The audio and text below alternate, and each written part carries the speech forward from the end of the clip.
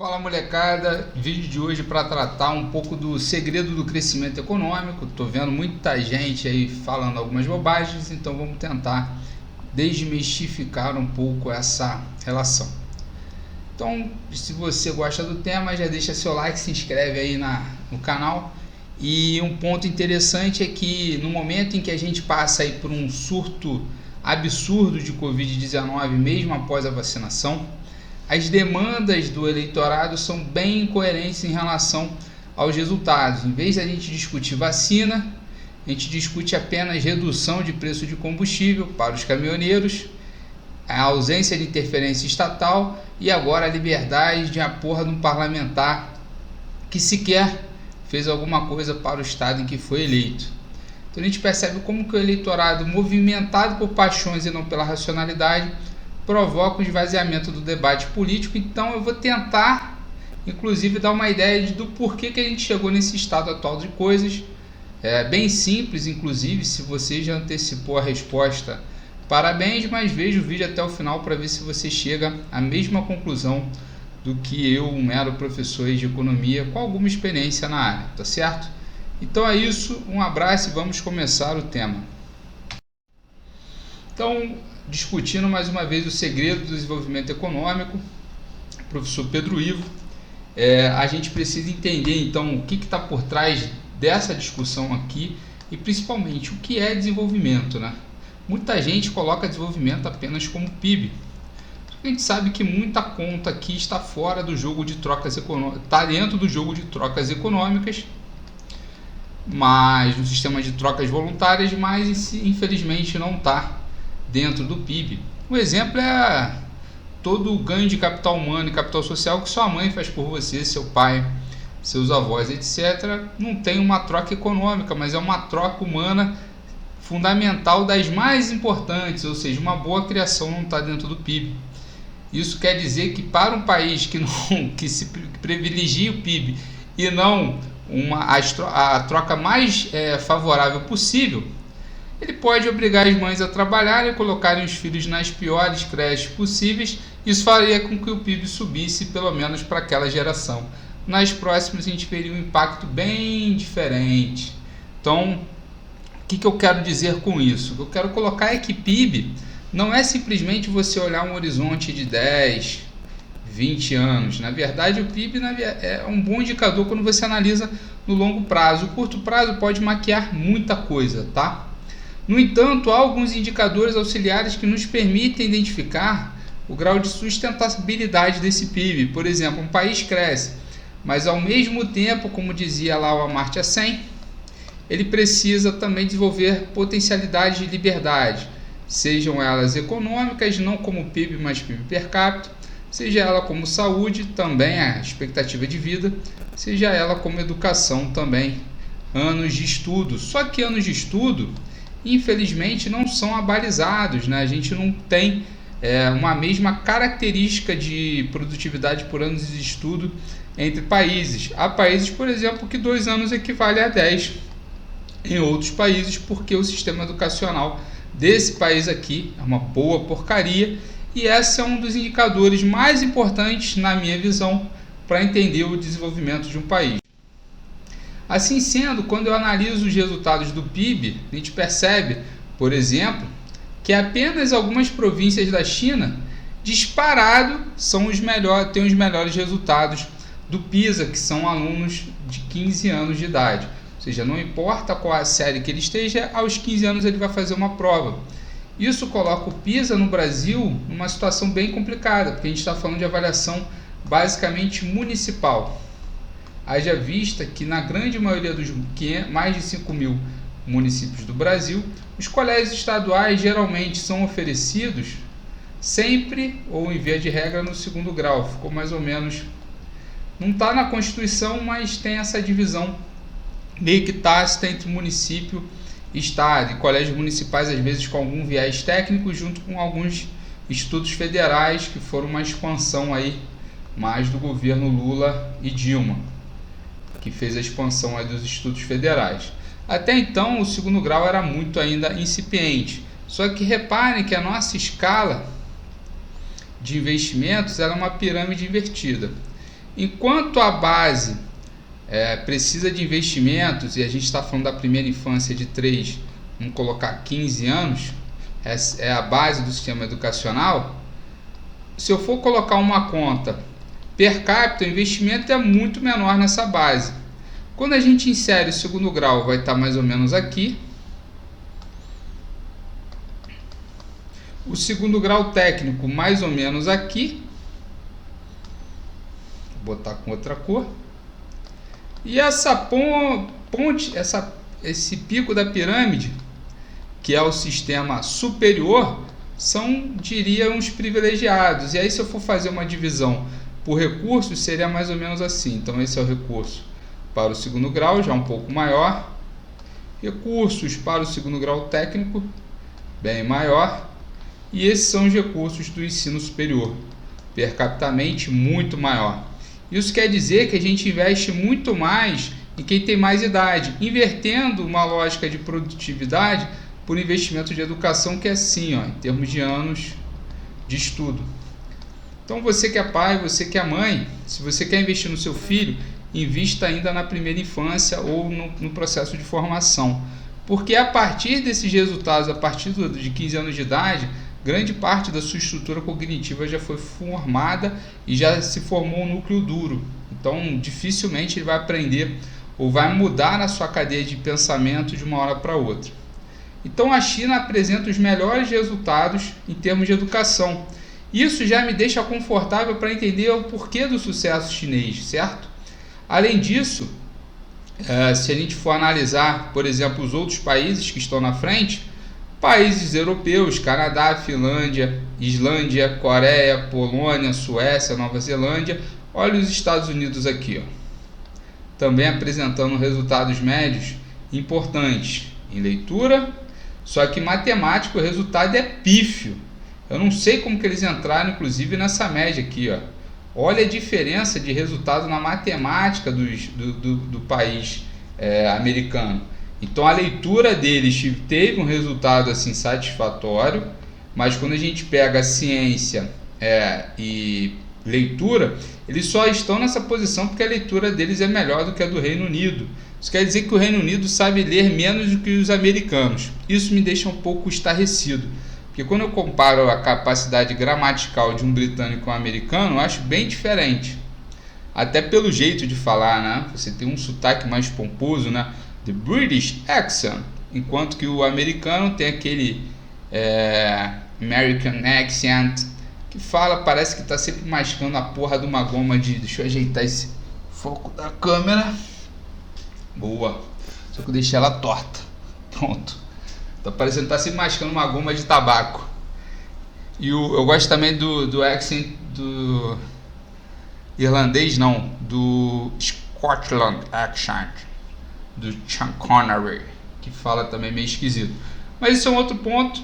O ponto principal é que os americanos, em tese, têm uma gramática muito superior, ou na média bastante parecida com a do Reino Unido. Mas a leitura e o nível de ciência são estarrecedoramente piores. Obviamente, isso aqui está ordenado pela coluna da leitura. Se fosse na matemática, os Estados Unidos estariam lá embaixo. E aí você se pergunta, cadê o Brasil? Para que aqui a gente está falando basicamente de países da OCDE, né?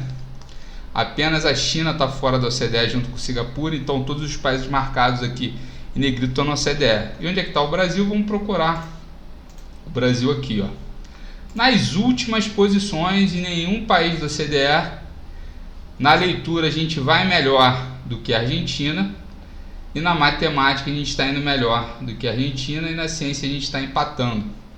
No entanto, quando a gente compara com outros países desenvolvidos, por exemplo, ou em desenvolvimento, nosso índice de matemática é muito pior, por exemplo, que o da Malásia, Brunei, Albânia, Catar, norte da Macedônia, Baku, Cazaquistão, deixa eu ver quem mais, o Líbano. Então, assim, a gente não sabe fazer basicamente nada, e quando a gente verifica, por exemplo, a média da OCDE, que infelizmente não está aqui, está na ordem dos 400. Isso quer dizer que a gente perde pelo menos uns 6 meses nessa escala aqui, em termos de aprendizagem. Na leitura a gente está até mais ou menos na média, mas na matemática a gente está muito ruim.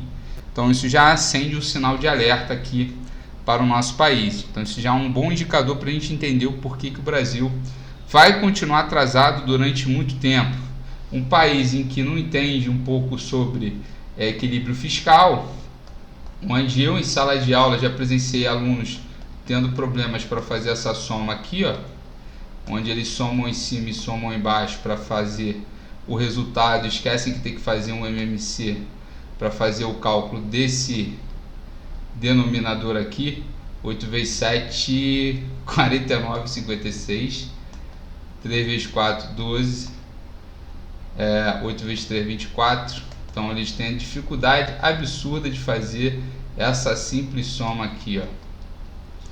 Então isso é um ponto relevante, né, cara? Essa soma aqui não deveria ser problema para ninguém, ou seja, pouca gente deveria ter dificuldade, inclusive em processo de simplificação aqui. Se for dividir aqui por 2, daria 34. Aqui iria para 12. Você pode continuar dividindo por 2, daria 17 sobre 6 e acabou, porque 17 é um número primo. Então, se você bota numa simples conta, na grande maioria dos cursos universitários, qual é a soma dessa fração aqui, e coloca umas opções assim, ó, muita gente ia errar, principalmente se você botasse a opção 7 mais 4, 11, 3 mais 8, 11, a opção 1, tá certo? Então, teria uma dificuldade tremenda em fazer essa simples soma, o que é basicamente um absurdo. Avançando então, quando a gente analisa, por exemplo, o crescimento do mundo, até 2019 a gente vê que esse crescimento começa a diminuir, mas ele mantém uma certa média de mais ou menos 4 ou 3%. Isso quer dizer que lá em 2010, quando o Brasil estava estimando um crescimento médio de 5,5% em estado estacionário, que o Brasil estava num processo de catching up, ou seja, buscando aí as grandes nações do mundo, né? Onde o Brasil estava buscando se desenvolver. No entanto, a gente observa agora mais claramente que esse desenvolvimento de fato não aconteceu e a gente perdeu essa década inteira com nenhum tipo de crescimento, que é um absurdo. Então, analisando o crescimento por países, né, a gente percebe que a China tem aí um crescimento bastante superior do que a média dos demais países. Se a gente for comparar, por exemplo, Itália, Alemanha, próprios Estados Unidos com um crescimento muito baixo, apesar de ter sofrido pouco em termos da queda do PIB, mas isso a gente vai já explicar como que os Estados Unidos chegou nesse resultado. E a gente vai ver que a dívida em relação ao PIB explodiu durante essa gestão para poder fazer esse controle, ou seja, eles são países do capital aberto, da SA, que eles estão olhando apenas para o próximo trimestre e estão plantando a próxima crise, a bomba aqui, ó, para explodir. Provavelmente vai fazer um boom muito grande aí por conta desse endividamento absurdo que está sendo plantado pelo governo americano. E aí, fazendo a comparação com os outros países, né? Vou apagar aqui rapidinho. Então, onde é que está o Brasil? O Brasil está aqui saindo de uma brutal recessão, uma crise absurda, chegando a resultado de menos 5,2% do PIB, o que mostra que a recuperação brasileira só não é pior do que a italiana, a indiana, a argentina e a sul-americana. Opa, peguei o Canadá. Menos 3,9%, desculpem. O que mostra que a recuperação brasileira só não é pior, mais uma vez, que a Itália, México, Reino Unido, Espanha, Canadá, América do Sul, Argentina e Índia. Ou seja, a gente está no rol dos piores países, mas a gente sofreu uma baita recessão, então a gente está vindo de um resultado muito ruim. E a gente ainda não tem os dados aí de dezembro para fazer essa comparação, para verificar se a nossa recuperação de fato se tornou sustentável ou não. Então é preciso analisar. No entanto, existe um indicador importante para a gente tentar entender o que explica de repente essa saída da crise, se é uma saída sustentável ou não, que é o tal do endividamento público, né? Então, quando a gente avalia o endividamento público, A gente pega, por exemplo, os países mais endividados. O Japão reduziu seu nível de endividamento de um trimestre para outro. Outros países não tiveram um salto tão grande nesse nível de endividamento. O Brasil meio que também está dizendo que está controlando esse endividamento, mas a gente está falando de dezembro de 2019. Quando a gente for atualizar isso aqui para dezembro de 2020, a gente vai buscar, vou fazer um novo vídeo comparando esses resultados para a gente tentar entender o que aconteceu. Por exemplo, dezembro de 2020 a gente tem Estados Unidos, que cresceu em 1 ponto percentual o endividamento em relação ao PIB, mas que dá indicativos claros que esse crescimento irá ser muito superior. E além disso, existe um teto para o crescimento desse endividamento. Se a gente perceber, a zona do euro tem um endividamento médio igual ao do Brasil, o que mostra que o Brasil, no rol de países em desenvolvimento, já atingiu o seu teto de crescimento. A Argentina já explodiu esse teto há muito tempo, mostrando que a capacidade de honrar com os compromissos no Brasil está cada vez mais fragilizada, que coloca aí a nação brasileira num ponto muito preocupante. Fazendo a comparação com quem tem embaixo da tabela, estamos fazendo uma limpa aqui rapidamente. Então a gente percebe que há outros países com crescimento relevante, mas a China, que teve um crescimento importante de 2,6 pontos percentuais do PIB, em termos de endividamento, ela ainda está muito longe do nível brasileiro. Então ela pode, inclusive com aquele crescimento absurdo do PIB, o único país que cresceu em 2020, país grande, né, do G20 que cresceu em 2020, mostra que a China inclusive tem alavancado aí, é uma locomotiva que tem levado o mundo, enquanto o México reduziu seu endividamento, a Austrália aumentou brutalmente. A gente vê que os países aqui estão com uma situação muito mais tranquila quando a gente analisa a Coreia do Sul, Turquia, Indonésia, Arábia Saudita e Rússia, sendo que a Coreia do Sul é exemplo para o Brasil e para muitos desenvolvimentistas. Resta dizer que a Coreia do Sul tem um nível de endividamento muito mais controlado do que, por exemplo, o Brasil. O resultado em relação ao PIB de R$1 de dívida na Coreia do Sul é de 36 centavos de dívida, enquanto para o Brasil, para cada R$1 produzido, a gente tem agora 75 centavos de dívida, só que esse valor rapidamente subiu para próximo de 90%, como a gente vai ver nos dados oficiais de 2020.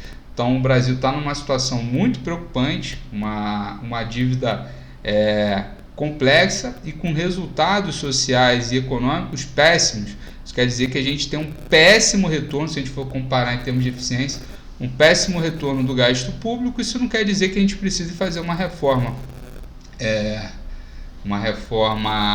dos serviços públicos, né, uma reforma administrativa, e contemple os caras que estão na base, né, porque grande parte dos nossos gastos, que são absurdos, são com os alpinistas sociais do serviço público, ou seja, quem recebe acima de 20 mil com uma produtividade muito baixa, que consegue inclusive dominar o erário público. Então a gente percebe inclusive que grande parte da discussão agora é desoneração em educação e saúde, cujos indicadores, como a gente observou na atual crise da Covid e no PISA, são os piores possíveis. A gente deveria fazer exatamente o contrário, retirar dinheiro, por exemplo, do sistema legislativo, judiciário, do Ministério Público, grande parte do executivo que recebe acima de 20 mil, e atochar esse dinheiro na produção de melhores escolas, melhores hospitais e também na produção de tecnologia, isso através das universidades, mas não do jeito que está, e sim fazendo uma verdadeira revolução no sistema universitário, algo que o Bolsonaro também se furtou a fazer, que vai na ideia liberalizante que ele diz defender, que seria de repente a cobrança que em Portugal é propina, mas aqui no Brasil seria a mensalidade nas universidades públicas, para tentar inverter ou pelo menos deixar estanque aquela pirâmide invertida que eu falei no vídeo anterior. Então, pessoal, é isso. Um abraço a todos. Quem chegou até aqui, deixa um salve. Falou? E é isso. Um abraço.